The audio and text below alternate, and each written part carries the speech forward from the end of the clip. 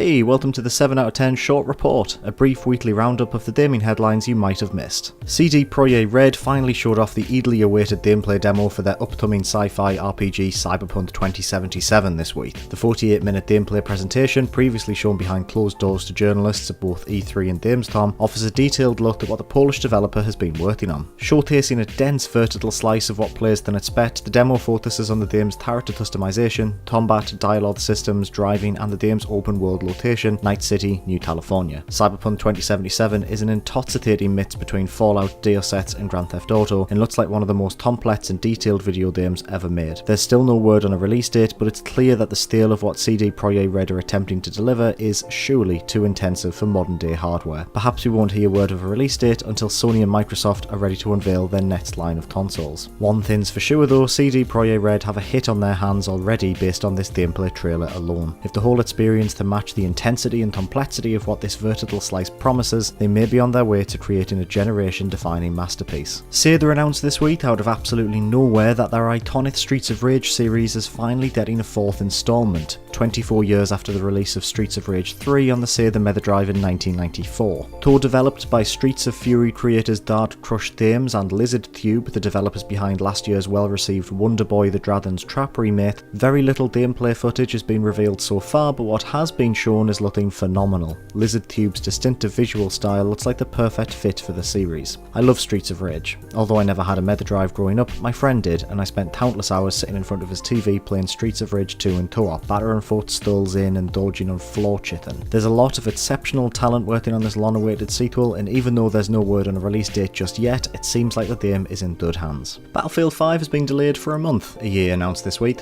Originally due out on the 19th of October, sandwiched between Call of Duty Black Ops 4 and Red Dead Redemption 2, the game will now launch on the 20th of November instead. General Manager of developer DICE Ostar Gabrielson stated in a blog post, quote, "We're going to take the time to continue to make some final adjustments to core gameplay, and to ensure we really deliver on the potential of Tides of War. Tides of War is the games as a service component of Battlefield 5 that acts as a replacement for the previous entry's DLC paths. It made sense to hold the game back for a month in order to make it better, especially considering its direct competitor Black Ops 4 is proving to be divisive among its fans after a number of disappointing open betas. I'm still excited about Battlefield 5, I can't really articulate why, but I just think that looks like a good time. Pushing the game back into November may be a smart move by EA, as it gives them more time to focus on marketing the game in the run up to Christmas. Don't forget, you can play Battlefield 5 next week in the game's open beta, which starts on the 6th of September. There was another Nindies Direct this week, showcasing a bunch more indie games coming to the Switch both this year and next. Here are some highlights. Into the Breach, a turn-based strategy game by faster than light developers Subset Games, is available on the Switch right now. It's a must-have for strategy fans and easily one of the best games of the year. Minotaur's Night Market is a gorgeous looking game that launches next year. Players will assume the role of the titular Minotaur and her Night Market stall in a tat-filled fantasy world. Untitled Deuce Game, a stealth deuce 'em up that sees you haunting up a storm as a grumpy deuce in a quaint English village, is coming to the Switch next year, and we were treated with a new trailer alongside the announcement.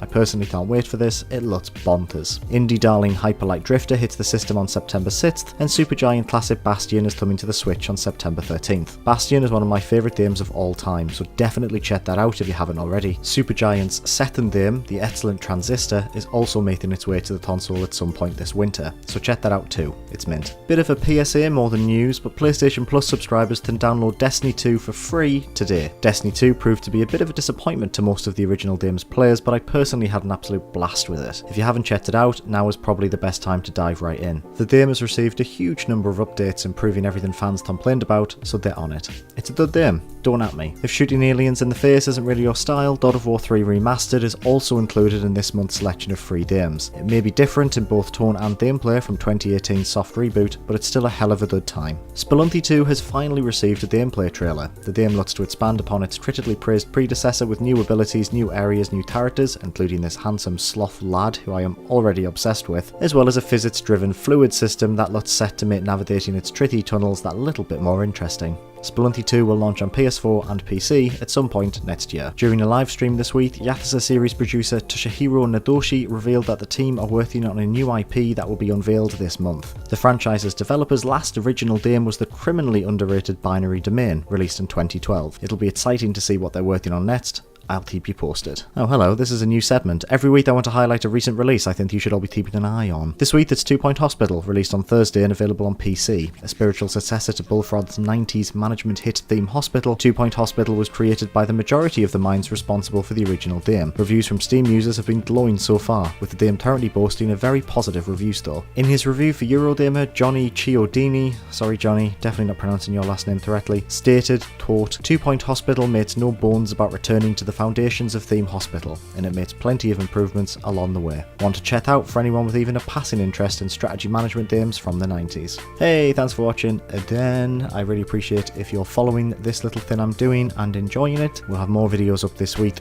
for a variety of different things where we've got some stuff in the works that should hopefully be quite good, so keep your eye on the channel if you're interested. Please like, comment and subscribe, it always really helps the channel, and why don't you leave a little comment telling me what you've been playing this week, because I genuinely like to know. I want to know everything about you. Thanks as always for watching, and I'll see you next week.